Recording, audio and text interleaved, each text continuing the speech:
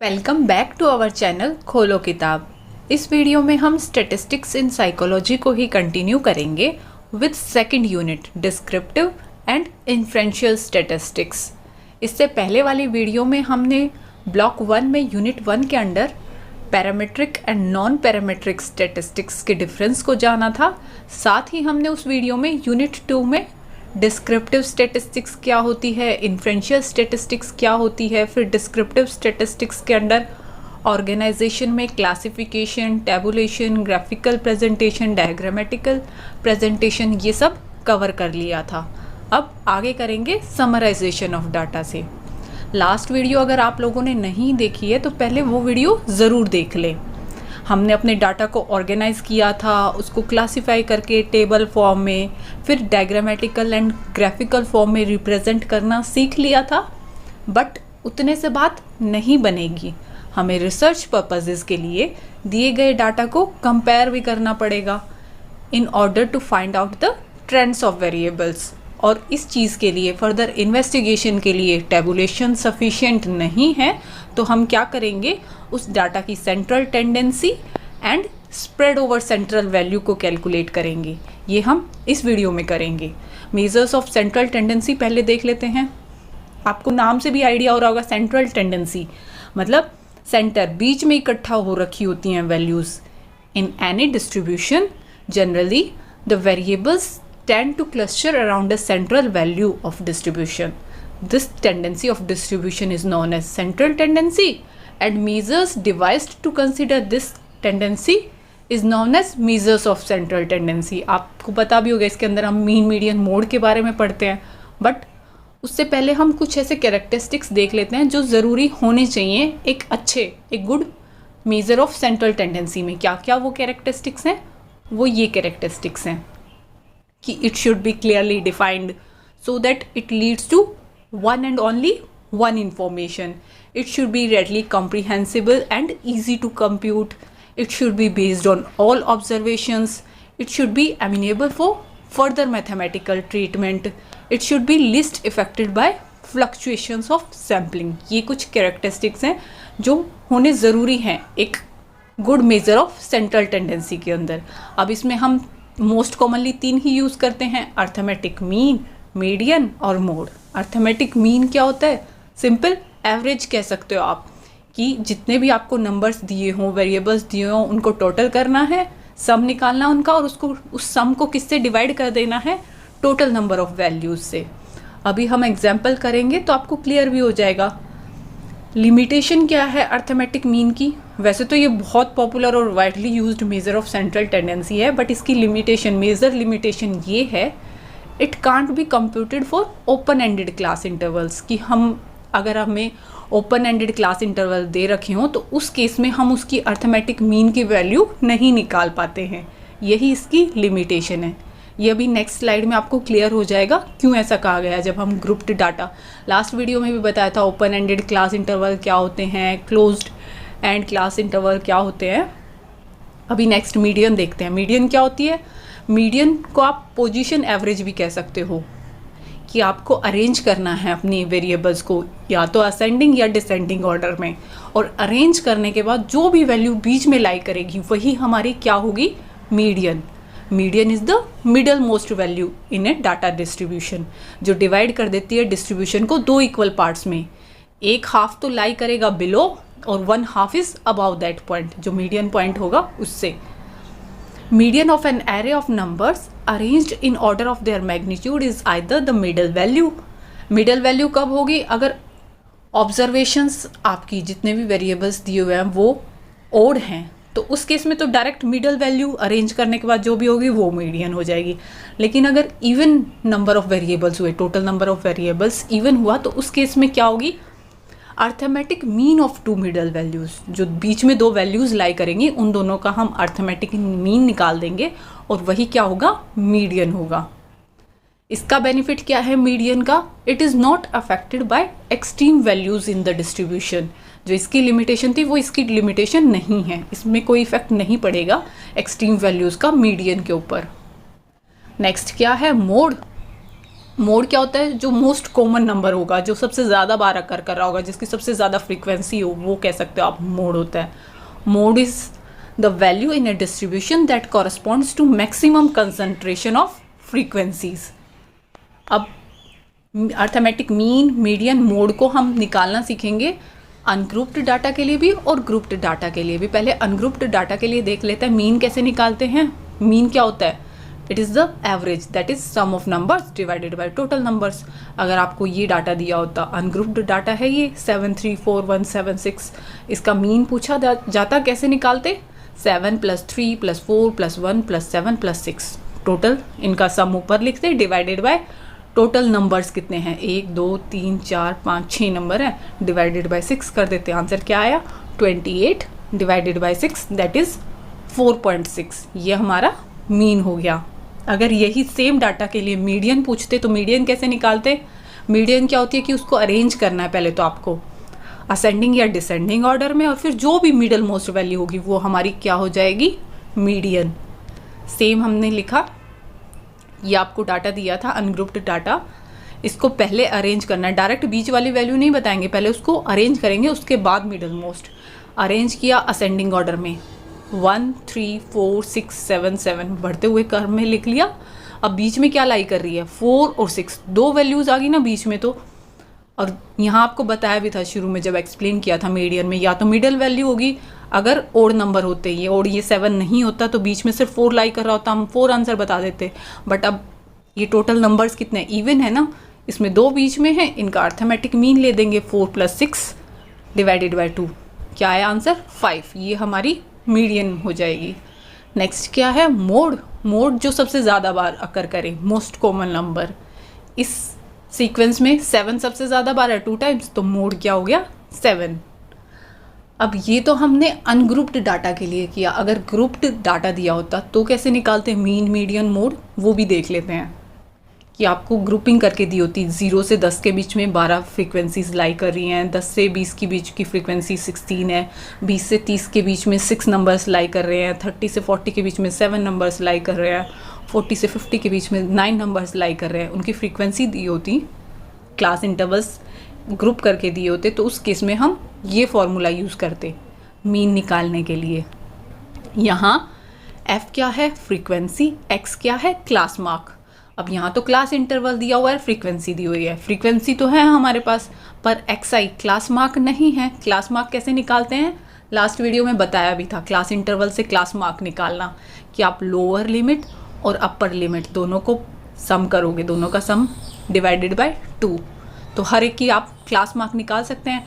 0 + 10/2 5, 10 + 20/2 15, 20 + 30/2 25, सबका class mark निकाल दिया। अब इस फॉर्मूला में ईजिली हम देख के बता सकते हैं हमें क्या चाहिए, दोनों का प्रोडक्ट, फ्रीक्वेंसी का और क्लास मार्क का, fi × xi है, और उनका ये समीशन, टोटल सम। तो पहले इनका प्रोडक्ट निकालेंगे, फ्रीक्वेंसी और क्लास मार्क का, नेक्स्ट कॉलम में आप लिख देंगे इन दोनों का प्रोडक्ट, और चाहिए तो हमें टोटल है, तो इसका total divided by sum of frequency, frequencies का भी टोटल, तो जो जो टोटल हमें चाहिए वो निकाल देंगे।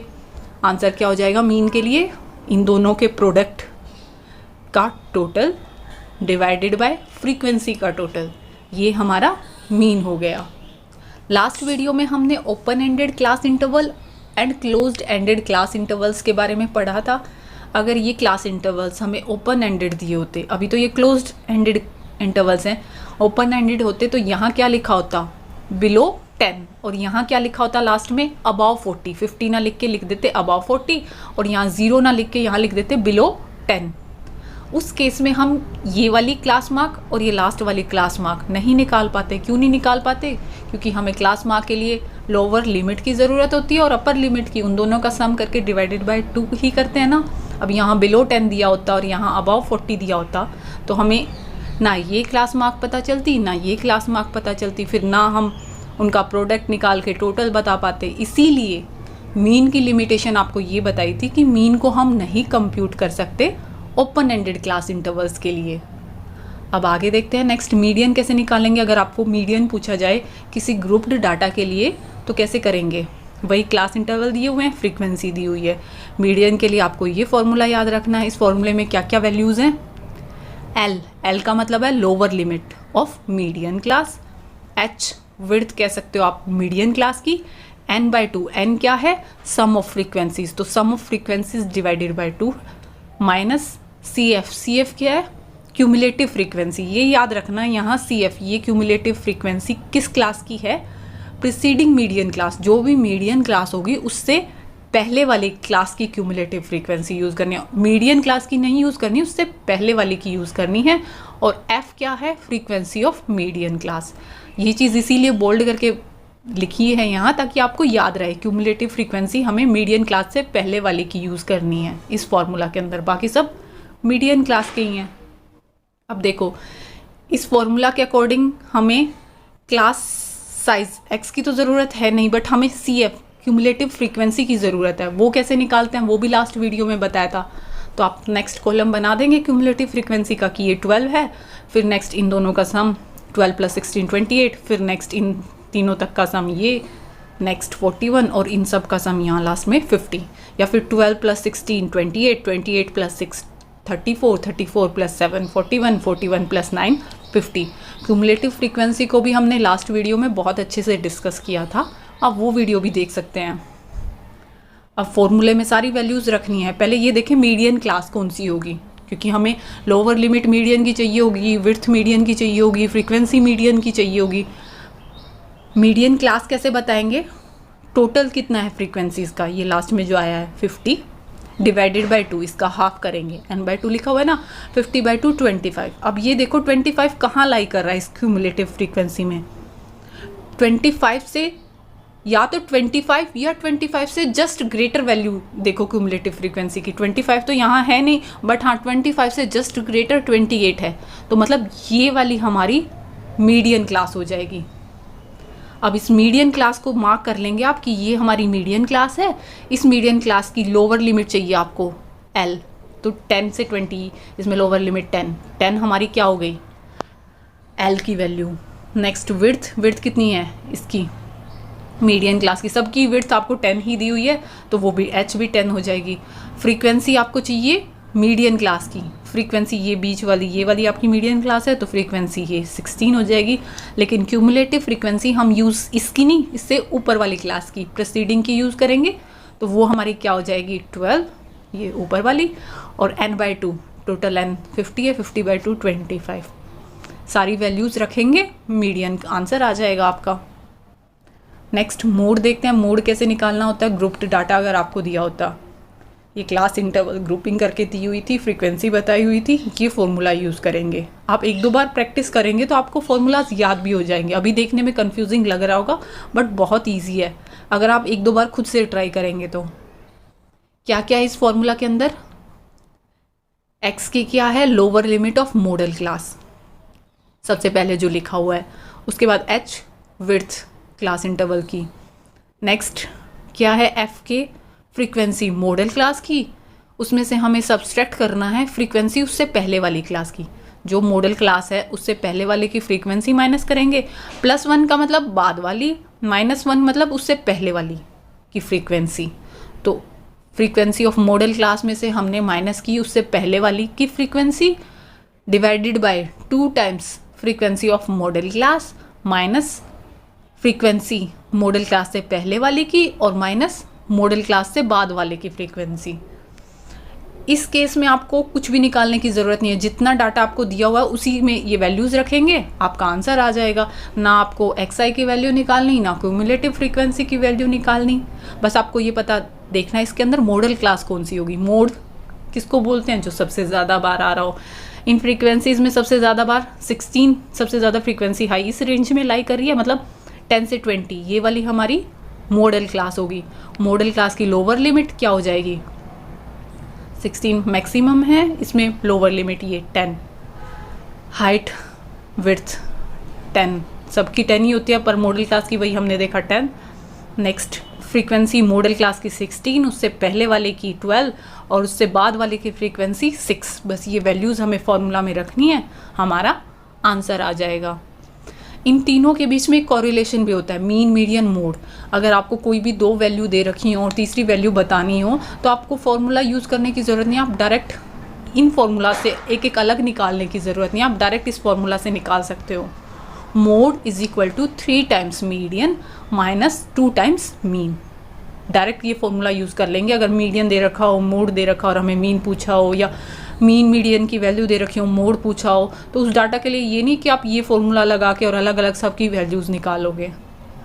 मेजर्स ऑफ सेंट्रल टेंडेंसी में इतना सफिशिएंट है। इन केस अगर शॉर्ट नोट लिखने को आए मीन, मीडियन या मोड, या हो सकता है 6 मार्क्स के क्वेश्चन में direct measures of central tendency ही पूछ लिया जाए तो हम लोग बता पाएँ।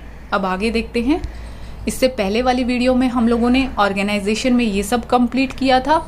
अभी समराइजेशन में मेजर्स ऑफ सेंट्रल टेंडेंसी हमारा हो गया टॉपिक। नेक्स्ट है मेजर्स ऑफ डिस्पर्जन। डिस्पर्जन क्या होता है? स्प्रेड, हाउ स्क्वीज्ड और स्कैटर्ड द वेरिएबल इज। आपको ये फ्रीक्वेंसी कर्व दिखाए गए हैं, डाटा ए के लिए, बी के लिए, सी के लिए। क्या ये तीनों सेम हैं? 3 अलग अलग डाटा थे, ए, बी, सी, और उनके फ्रीक्वेंसी कर्व हमने ड्रॉ किया। लास्ट वीडियो में फ्रीक्वेंसी कर्व ड्रॉ करना भी हमने सीखा था। क्या ये तीनों सेम हैं? नहीं, ये तीनों सेम नहीं हैं। Data A, B and C differs in terms of scatteredness, और वही चीज़ स्कैटर्डनेस ही हम चेक करते हैं मेजर्स ऑफ डिस्पर्जन के थ्रू, कि कितना हमारा फैला हुआ है डाटा। ये ए वाला थोड़ा कम, बी वाला ज़्यादा और सी वाला उससे भी ज़्यादा। एक वैल्यू यहाँ लाई कर रही है, एक वैल्यू यहाँ लाई कर रही है, ज़्यादा स्प्रेड है। वही चीज़ हम चेक करेंगे। ऐसा क्यों कर रहे हैं? बिकॉज पॉसिबल है कुछ केसेस में कि आपको 2 डाटा सेट दिए, ए और बी, दोनों का मीन भी सेम आया, दोनों की मीडियन भी सेम आई, but still there is variability. वही हम चेक करेंगे यहाँ कि it is possible that 2 sets of data with equal mean or median may differ in terms of their variability. Therefore, it is essential to know how far these observations are scattered from each other or from mean. इसीलिए हमारे लिए ज़रूरी हो जाता है ये check करना कि ये observations एक दूसरे से कितनी दूर हैं, कितना spread है उसका। वही चीज़ हम चेक करेंगे एक दूसरे से या फिर mean से कितनी दूरी पर हैं। हम यहाँ से इसकी डेफिनेशन भी लिख सकते हैं कि जो ये वेरिएबिलिटी है, सेम मीन होते हुए, सेम मीडियन होते हुए भी जो वेरिएबिलिटी है, उसी को मेज़र करने के लिए measures of these variations are known as measures of dispersion. और मोस्ट कॉमनली हम क्या क्या यूज़ करते हैं इसके अंदर? Range, average deviation, quartile deviation, variance and standard deviation. जैसे मोस्ट कॉमनली हम मेजर्स ऑफ सेंट्रल टेंडेंसी में यूज़ करते थे मीन, मीडियन, मोड को। अब आगे देखते हैं। There are 2 main types of dispersion methods in statistics. एक होते हैं एब्सोल्यूट मेथड्स और एक होते हैं relative methods, relative measures. Absolute measures में range, variance, standard deviation, quartile deviation, mean deviation को हम पढ़ेंगे। रिलेटिव मेजर्स में coefficient of range, coefficient of variation, coefficient of standard deviation, coefficient of quartile deviation, coefficient of mean deviation. ये as such हमारे लिए important नहीं है, बस इन दोनों का डिफरेंस पता होना चाहिए। एब्सोल्यूट मेजर्स ऑफ डिस्पर्जन और रिलेटिव मेजर्स ऑफ डिस्पर्जन में क्या फ़र्क है, यही फ़र्क आपको हो सकता है एग्जाम में लिखने को आ जाए या फिर शॉर्ट नोट लिखने को आए तो आप लिख सकें। एब्सोल्यूट मेजर्स ऑफ डिस्पर्जन में सेम यूनिट यूज़ होगी, जो ओरिजिनल डाटा सेट की है वही सेम यूनिट हम यूज़ करते हैं। And this measures expresses the variations in terms of average of deviations of observations. जबकि रिलेटिव मेजर्स ऑफ डिस्पर्जन में कोई यूनिट ही नहीं यूज़ करते हैं, डायरेक्ट हम उनकी कोफिशिएंट वैल्यूज़ निकालते हैं और उसकी कोई यूनिट नहीं होती है। हम कंपेयर करेंगे बिना यूनिट्स के। हम एक बार इनका ओवरव्यू ले लेते हैं, क्योंकि शॉर्ट नोट में कई बार 3 मार्क्स का क्वेश्चन आ जाता है। रेंज क्या होता है, वेरिएंस क्या होता है, स्टैंडर्ड डेविएशन क्या होता है, तो आपको पता होना चाहिए। रेंज क्या होती है? ये सिंपलेस्ट मेजर ऑफ डिस्पर्जन है। इसके अंदर हम लार्जेस्ट स्कोर और स्मॉलेस्ट स्कोर के डिफरेंस को कैलकुलेट करते हैं। जो भी आपको लार्जेस्ट स्कोर दिया होगा आपकी डाटा के अंदर और जो भी स्मॉलेस्ट स्कोर होगा, उन दोनों का जो डिफरेंस होगा वही रेंज कहलाता है। तो हम कह सकते हैं it gives 2 extreme values of the variables. एक हाईएस्ट वैल्यू बताएगा और एक लोवेस्ट वैल्यू बताएगा, दोनों एक्सट्रीम हो गए ना, और उनके डिफरेंस को हम रेंज कहते हैं। A large value of range indicates greater dispersion, while a smaller value indicates lesser dispersion among the scores. कि अगर आपको कोई डाटा सेट दिया हुआ था 1, 2, 4 और ऐसे करते करते 100 कुछ भी वैल्यू दी हुई थी, तो हमने सिर्फ ये देखना है रेंज के अंदर हाईएस्ट वैल्यू क्या दी हुई है, लोवेस्ट वैल्यू क्या दी हुई है। हाईएस्ट 100 दी हुई है जैसे एग्जांपल हमने कंसीडर किया, और लोवेस्ट 1 दी हुई है। दोनों का डिफरेंस 99। ज़्यादा आया ना, ज़्यादा वैल्यू, लार्ज वैल्यू अगर रेंज की आ रही है मतलब ज़्यादा डिस्पर्जन है, ज़्यादा स्प्रेड है, एक से लेके और वो डाटा हमारा फैलता फैलता 100 तक फैला हुआ है, ज़्यादा स्प्रेड है, लार्ज वैल्यू ये इंडिकेट कर रही है। और अगर स्मॉल वैल्यू आती रेंज की मतलब कम स्प्रेड है, lesser dispersion among the scores. Range can be a good measure if distribution is not much skewed. Skewness के बारे में अभी हम आगे पढ़ेंगे, तब आपको क्लियर हो जाएगा क्यों ऐसा कहा गया है, स्क्यूनेस क्या होती है। अभी आप एग्जाम्पल भी अपनी तरफ से लिख के आ सकते हैं, कोई भी एग्जाम्पल शो कर दें कि एग्जाम्पल 13579 ये हमारे पास डाटा दिया हुआ था, हमें रेंज में सिर्फ लार्जेस्ट स्कोर और स्मॉलेस्ट स्कोर को देखना है। इसमें लार्जेस्ट 9 है, स्मॉलेस्ट 1 है, दोनों का डिफरेंस 8, ये हमारी रेंज होगी। एवरेज डेविएशन के बारे में भी आप लिख सकते हो, थोड़े से पॉइंट्स लिख देंगे, समझ लें एक बार कि क्या होता है एवरेज डेविएशन, नाम से भी आपको आइडिया हो जाएगा। It refers to arithmetic mean of the differences between each score and the mean. It is always better to find deviation of individual observations with respect to certain value in series of observation. एक value हम अपनी तरफ से मान लेंगे और उसके respect में फिर सबका डिफरेंस निकालते हैं। Then take an average of these deviations. This deviation is usually measured from mean or median. Most commonly हम mean से ही निकालते हैं deviation को, इसीलिए नाम इसका average deviation है। median भी हमारी पोजीशन एवरेज होती है, अभी थोड़ी देर पहले जब एक्सप्लेन किया था, मीडियन पोजीशन एवरेज होती है, क्योंकि उसमें पहले हमें अरेंज करना पड़ता है अपने डाटा सेट को असेंडिंग या डिसेंडिंग ऑर्डर में, उसी के बाद हम मीडियन बता पाते हैं जो बिल्कुल बीच में लाई करती है वैल्यू। इसका बेनिफिट क्या होता है एवरेज डेविएशन मेथड का? It is less affected by extreme values as compare to standard deviation. It provides better measures for comparison about the formation of different distributions. Average deviation हमारे लिए as such important नहीं है जितना standard deviation important है, because आगे जब हम parametric and non parametric test perform करना सीखेंगे, उन टेस्ट में स्टैंडर्ड डेविएशन और वेरिएंस की हमें ज़रूरत पड़ती है उस वैल्यू की। सो स्टैंडर्ड डेविएशन को ज़रूर डिटेल में करें। स्टैंडर्ड डेविएशन होता क्या है? Standard deviation is the most stable index of variability. In this, instead of actual values of the deviations, we consider the square of deviations. इसमें हम सीधा एक्चुअल डेविएशन ना कंसिडर करके उनकी स्क्वायर वैल्यूज़ को कंसिडर करेंगे, और जो आउटकम हमें मिलेगी वो वेरिएंस आएगा। फिर इस वेरिएंस का हम स्क्वायर रूट निकाल देते हैं, वो हमारी क्या वैल्यू हो जाती है? स्टैंडर्ड डेविएशन की। नीचे आपको लिख के भी बताया है वेरिएंस क्या होता है। Variance is a measure of how far a set of data are dispersed out from their mean और एवरेज वैल्यू। वही सेम ही चीज़ है, हम स्प्रेड चेक कर रहे हैं मेजर्स ऑफ डिस्पर्जन में, सेम बात लिखी हुई है। Square root of this variance is known as standard deviation. Thus standard deviation is square root of, जो वेरिएंस की डेफिनेशन थी, mean of squared deviations of individual observations from the mean. Theory part as such हमारे लिए important नहीं है, बस short note में 3 marks का लिखने को अगर आ जाता है स्टैंडर्ड डेविएशन पे, तो आप इस चीज़ को डिफाइन कर पाए, इसीलिए ये चीज़ बताई जा रही है। अभी एग्जाम्पल से हम कैलकुलेट करना भी सीख लेंगे, स्टैंडर्ड डेविएशन को कैसे निकालते हैं। If all the scores have identical values in a sample then the standard deviation will be 0। कि अगर सारी वैल्यूज सेम दे रखी हों, बिल्कुल आइडेंटिकल होगी, तो उस केस में स्टैंडर्ड डेविएशन 0 होगा, कोई वेरिएंस ही नहीं होगा। नेक्स्ट, मेरिट्स बताई हुई हैं कुछ स्टैंडर्ड डेविएशन की, क्या मेरिट्स हैं। एवरेज डेविएशन जब हमने पढ़ा था तो इसकी डीमेरिट एक हमें बताई थी, बट मेरिट्स भी आपको पता होनी चाहिए। It is based on all observations, it is amenable for further mathematical treatments, it is least affected by fluctuations of sampling. जब हम मेजर्स ऑफ सेंट्रल टेंडेंसी पढ़ रहे थे, तो एक good measure of central tendency में क्या क्या कैरेक्टरिस्टिक्स होने चाहिए, वहाँ हमने ये तीनों पॉइंट्स भी पढ़े थे, याद होगा आप लोगों को। कैलकुलेट कैसे करेंगे वो देख लेते हैं कि आपको क्लास इंटरवल्स दिए हुए हैं, फ्रीक्वेंसी दी हुई है, आपसे पूछा जाए इस डाटा के लिए वेरिएंस बताएं, स्टैंडर्ड डेविएशन बताएं, तो आप ये फॉर्मूला यूज़ करेंगे। पहले वेरिएंस निकालेंगे, वेरिएंस की वैल्यू इस फॉर्मूले से निकालेंगे, फिर वेरिएंस का स्क्वायर रूट ही स्टैंडर्ड डेविएशन होता है, तो स्टैंडर्ड डेविएशन हमें पता चल जाएगा। अब वेरिएंस में देखो फॉर्मूले में क्या लिखा है, 1/n summation fi into xi minus x बार का होल स्क्वायर। fi फ्रीक्वेंसी हमें दी हुई है, n हमें पता है सम ऑफ फ्रीक्वेंसी होता है, xi क्लास इंटरवल से हम निकाल लेंगे, x बार मतलब मीन, तो मतलब हमें मीन निकालना पड़ेगा इस डाटा के लिए। और मीन निकालने के लिए अभी फॉर्मूला पहले आपको बताया था, मीन होता है summation fi into xi divided by summation fi।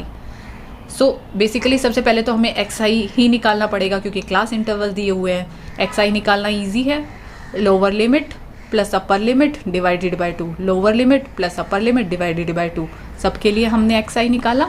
Next चाहिए है xi माइनस x बार का स्क्वायर, तो मतलब हमें मीन निकालना पड़ेगा। xi में से x बार, हर एक में से हम मीन को सब्सट्रैक्ट करेंगे। डेफिनेशन में बताया था ना, हर एक से मीन को सब्सट्रैक्ट करके तभी डेविएशन देखते हैं, तो मीन पहले निकालना पड़ेगा। मीन के लिए ये फॉर्मूला है।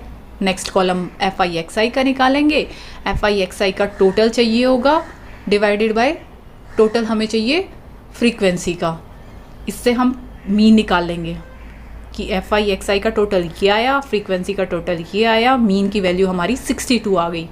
अब नेक्स्ट कॉलम हम ऐड करेंगे xi माइनस x बार, वो वैल्यू निकालेंगे, फिर उसका स्क्वायर करेंगे, फिर उसको फ्रीक्वेंसी से मल्टीप्लाई करेंगे, ऐसे हम कॉलम्स ऐड करते जाएंगे। अब नेक्स्ट हमें चाहिए xi माइनस x बार का स्क्वायर, तो xi माइनस x बार निकालेंगे, उसका स्क्वायर कर देंगे, ये वैल्यूज़ आ जाएंगी।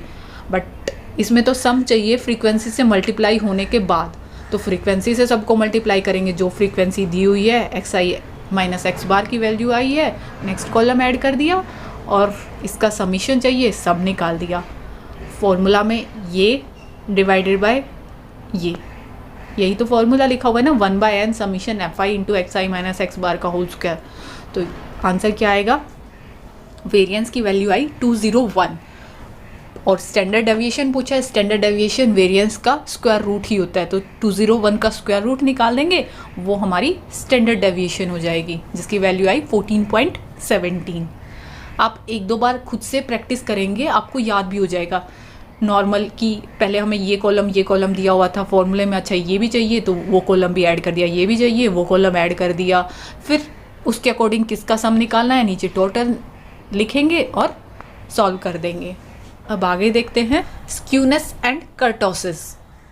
देर are 2 other important characteristics of frequency distribution. किन 2 कैरेक्टरिस्टिक्स की बात कर रहे हैं हम, स्क्यूनेस की और कर्टोसिस की, जो प्रोवाइड करते हैं useful information about the nature of frequency distribution. पहले स्क्यूनेस को देखते हैं, स्क्यूनेस क्या होती है, फिर कर्टोसिस को भी देखेंगे। स्क्यूनेस होती है कितनी एसिमेट्री है हमारे डिस्ट्रीब्यूशन के अंदर, किस तरफ ज़्यादा झुकाव हो रखा है हमारे डाटा का, वो चीज़ स्क्यूनेस होती है। तो स्क्यूनेस आप कह सकते हो, skewness is degree of asymmetry of the distribution. In some frequency distributions scores are more concentrated at one end of the scale, such a distribution is called skewed distribution. और जितना ज़्यादा स्क्यूनेस होगा, जितनी ज़्यादा स्क्यूनेस मतलब उतनी ही ज़्यादा variability. Skewness and variability are usually related. The more the skewness, the greater the variability. अब हम टाइप्स भी देख लेते हैं स्क्यूनेस के, कि पॉजिटिव स्क्यूनेस है या नेगेटिव स्क्यूनेस है या ज़ीरो स्क्यूनेस है। जैसे ये आपको दिखाया है, अगर आपका इस तरह से कर्व आता है, ये स्क्यूनेस दिखा रहा है 0, बिल्कुल सेंटर में बीचों बीच यहाँ मीन मीडियन मोड लाई करेगी। Normal distribution curve, normal probability curve जब हम पढ़ेंगे, वहाँ आपको ये चीज़ क्लियर भी हो जाएगी कि बेल शेप्ड कर्व होता है नॉर्मल डिस्ट्रीब्यूशन में, उस केस में स्क्यूनेस 0 होती है। अगर ये डिस्ट्रीब्यूशन लॉन्गर हो जाता राइट साइड ऑफ पीक, कि ये पीक है, इस पीक से राइट साइड में ये डिस्ट्रीब्यूशन ज़्यादा है ना, एज़ कम्पेयर टू इस हाईएस्ट पॉइंट के लेफ्ट साइड में, तो हमारा ये क्या हो गया, पॉजिटिव स्क्यूनेस। और नेगेटिव स्क्यूनेस कब कहेंगे, जब हमारा डिस्ट्रीब्यूशन लॉन्गर हो लेफ्ट साइड में पीक के, ये पीक है, इस पीक के लेफ्ट साइड में ज़्यादा डिस्ट्रीब्यूशन है, लॉन्गर है as compare to right side, तो ये क्या हो गया, नेगेटिव स्क्यूनेस। आप दोनों का डिफरेंस भी लिख सकते हो ताकि आपको याद रहे। राइट स्क्यूनेस को ही पॉजिटिव स्क्यूनेस कहते हैं, लेफ्ट स्क्यूनेस को ही नेगेटिव स्क्यूनेस कहते हैं। राइट के अंदर डिस्ट्रीब्यूशन लॉन्गर होगा हमारा on the right side off peak, ये पीक है, इस पीक के राइट साइड में ये डिस्ट्रीब्यूशन ज़्यादा है as compare to the left side, so ये हमारा क्या है, पॉजिटिव स्क्यूनेस। और नेगेटिव स्क्यूनेस कब कहेंगे, जब पीक से इधर लेफ्ट की ओर ज़्यादा डिस्ट्रीब्यूशन है हमारा as compare to right side, concentrated ज़्यादा है एक तरीके से, तो वो हमारी क्या होगी, लेफ्ट स्क्यूनेस। राइट स्क्यूनेस के केस में मीन हमारा बड़ा होगा as compare to median, median बड़ी होगी मोड से, और लेफ्ट स्क्यूनेस में इसका अपोजिट हो जाएगा, मीन सबसे छोटा होगा, उससे बड़ी मीडियन होगी, उससे बड़ा मोड होगा। नॉर्मल डिस्ट्रीब्यूशन के केस में स्क्यूनेस 0 होगी कि मीन मीडियन मोड तीनों कोइंसाइड करेंगे, तीनों बराबर होंगे। एक चीज़ का और ध्यान रखना, जितना ये पॉजिटिव स्क्यूनेस और नेगेटिव स्क्यूनेस का कर्व दिखाया है, इस बीच वाले को भी उतना ही दिखाइए। मैंने थोड़ा बड़ा दिखा दिया ग्रीन वाला, आप इसको भी बराबर बनाएं पर्पल और रेड के, बिकॉज कितनी पीक तक गया है, नॉर्मल डिस्ट्रीब्यूशन से ज़्यादा पीक गई है, कम गई है, वो चीज़ कर्टोसिस में हम पढ़ते हैं। यहाँ तो तीनों बराबर दिखाएंगे, सिर्फ हमें स्क्यूनेस में एसिमेट्री देखनी है, किस तरफ ज़्यादा तिरछापन हो रहा है, किस तरफ झुकाव हो रखा है, वैल्यूज़ का कंसंट्रेशन किस तरफ ज़्यादा है, जैसे पॉजिटिव में राइट साइड में ज़्यादा है, नेगेटिव में लेफ़्ट साइड में ज़्यादा है, वो चीज़ देखनी होती है। आप चाहो तो लाइन ड्रॉ करके दिखा सकते हो कि ये तीनों बराबर ड्रॉ किए हमने, सिमेट्रिकल में बिल्कुल बीचों बीच मीन मीडियन मोड लाई करेंगे, जो नॉर्मल डिस्ट्रीब्यूशन हमारा होता है, एक दूसरे की मिरर इमेज है दोनों साइड। नेगेटिव स्क्यूनेस में मोड यहाँ है तो मीडियन यहाँ कहीं होगा, मीन यहाँ कहीं होगा। पॉजिटिव स्क्यूनेस के अंदर मोड अगर यहाँ है तो मीडियन यहाँ कहीं होगी और मीन यहाँ कहीं होगी। अब आगे देखते हैं कर्टोसिस को। स्क्यूनेस से हमें एसिमेट्री का पता चल गया। अब कर्टोसिस में हम देखेंगे नॉर्मल डिस्ट्रीब्यूशन के कंपैरिजन में हमारा कर्व कितना पीक तक गया है या कितना फ्लैट रह गया है, वही चीज़ हम कर्टोसिस में देखते हैं।